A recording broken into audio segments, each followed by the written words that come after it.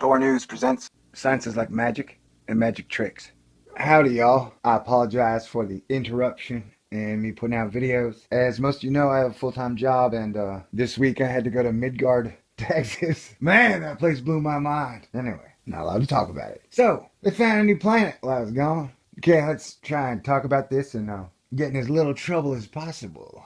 Okay? Okay. At Astronomy Magazine, major new dwarf planet discovered. Scientists report the discovery of a distant dwarf planet called 2012 VP113, which was found in the hypothesized inner Oort cloud. And what hypothesized means is the inner Oort cloud is a lot like Candyland, where we've all dreamed of Candyland.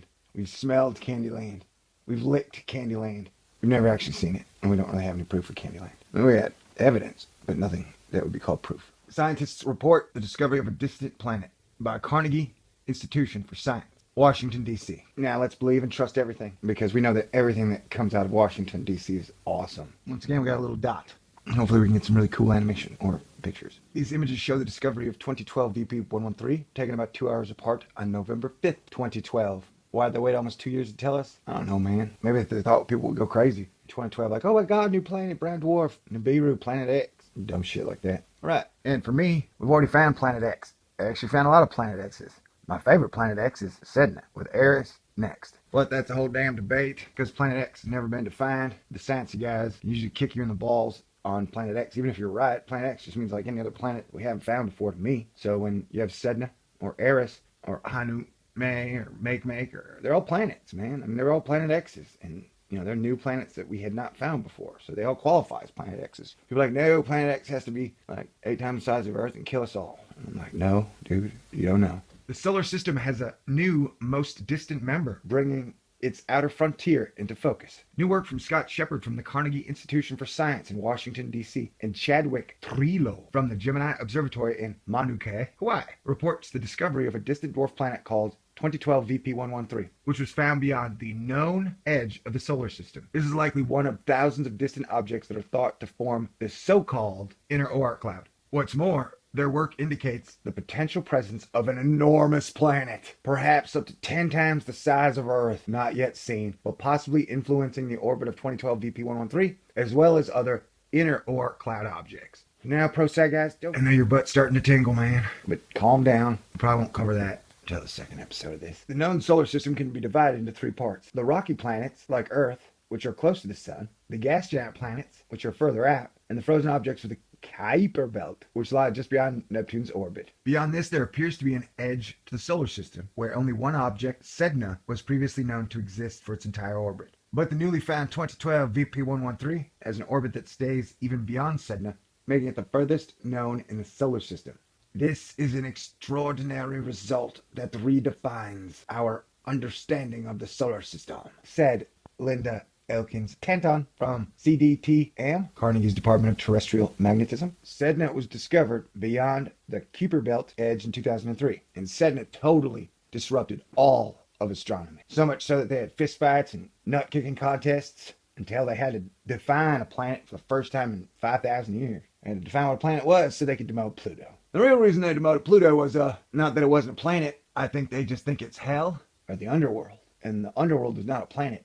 It's under a world. You know what I'm saying? So, to help demonize the underworld, they demoted it. They didn't demote it. Because the underworld is more powerful than a planet. Wouldn't you agree? Okay, Sedna was discovered beyond the Kuiper belt edge in 2003, and it was not known if Sedna was unique. Yeah, Sedna's unique. Every planet's unique. Everything's unique, man. As Pluto once was thought to be before the Kuiper belt was discovered. With the discovery of 2012 VP113, it is now clear Sedna is not unique. What? And is likely the second known member of the hypothesized inner Oort cloud. What about Eris? Does Eris not count, man? The likely origin of some comet. 2012 VP113's closest orbit point to the sun brings it about 80 times the distance of Earth from the sun. A measurement referred to as the astronomical unit. For context, the rocky planets and asteroids exist at distances ranging between 0.39 and 4.2 AU. Gas giants are found between 5 to 30 AU, and the Kuiper belt, composed of thousands of icy objects including Pluto, ranges from 30 to 50 astronomical units. In our solar system, there is a distinct edge at 50 astronomical units. Only Sedna was known to stay significantly beyond this outer boundary at 76 astronomical unit for its entire orbit. The search for these distant inner Oort cloud objects beyond Sedna and 2012 VP113 should continue, as they could tell us a lot about how our solar system formed and evolved. Shepard and Trujillo used the new dark energy camera on the Noao 4-meter telescope in Chile for the discovery. The DEC-AM was the largest field of view of any 4-meter or larger telescope, giving it unprecedented ability to search large areas of the sky for faint objects. The 6.5-meter Magellan telescope at Carnegie's Las Campanas Observatory in Chile was used to determine the orbit of the 2012 VP113 and obtain detailed information about its surface properties. From the amount of sky searched, Shepard and Trujillo determined that about 900 objects with orbits like Sedna and 2012 VP113 with sizes larger than 620 miles may exist, and that the total population of the inner Oort cloud is likely bigger than that of the Kuiper belt and the asteroid belt. Well, no duh. I mean, some of these inner Oort cloud objects could rival the size of Mars or even Earth. This is because many of the inner Oort cloud objects are so distant that even very large ones would be too faint to detect with current technology. Well, why don't we step up that technology, boys? All right, step it up. Let's turn our current technology into something super awesome and outer spacey from the future. Okay, thanks. Both Sedna and 2012 VP113 were found near their closest approach to the sun, but they both have orbits that go out to hundreds of AU, at which point they would be too faint to discover. In fact, the similarity in the orbits found for Sedna, 2012 VP113, and a few other objects near the edge of the Kuiper belt suggests that an unknown massive perturbing body may be shepherding these objects into similar orbital configurations. Well, what do you know? How about that? Shepard and Trujillo suggest that super Earth, or even a larger object, at hundreds of AU could create the shepherding effect seen in the orbits of these objects, which are too distant to be perturbed significantly by any of the known planets. There are 3 competing theories for how the inner Oort cloud might have formed. As more objects are found, it will be easier to narrow down which of these theories is most likely accurate. One theory is that a rogue planet could have been tossed out of the giant planet region and could have perturbed objects out of the Kuiper belt to the inner Oort cloud on its way out. This planet could have been ejected or still be in the distant solar system today. The second theory is that a close stellar encounter could put objects into the inner Oort cloud region. Passing by a star tugged. I think that is the base of that theory. The third theory suggests inner Oort cloud objects are captured extrasolar planets from other stars that were near our sun in its birth cluster. Those are some interesting theories. The outer Oort cloud is distinguished from the inner Oort cloud because its outer Oort cloud starting at around 50, whatever. Okay, this subject is way too big for me to cover in one video. So I'm very glad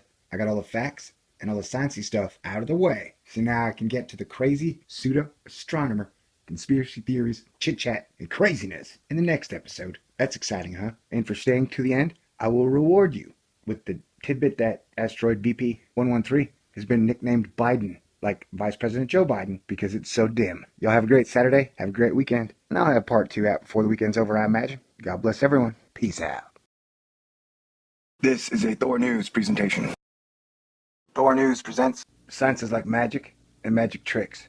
Howdy, y'all. I apologize for the interruption and me putting out videos. As most of you know, I have a full-time job, and this week I had to go to Midgard, Texas. Man, that place blew my mind. Anyway, not allowed to talk about it. So, they found a new planet while I was gone. Okay, let's try and talk about this and get in as little trouble as possible. Okay? Okay. At Astronomy Magazine, major new dwarf planet discovered. Scientists report the discovery of a distant dwarf planet called 2012 VP113, which was found in the hypothesized inner Oort cloud. And what hypothesized means is the inner Oort cloud is a lot like Candyland, where we've all dreamed of Candyland. We've smelled Candyland. We've licked Candyland. We've never actually seen it, and we don't really have any proof for Candyland. We had evidence, but nothing that would be called proof. Scientists report the discovery of a distant planet by Carnegie Institution for Science, Washington, D.C. Now let's believe and trust everything, because we know that everything that comes out of Washington, D.C. is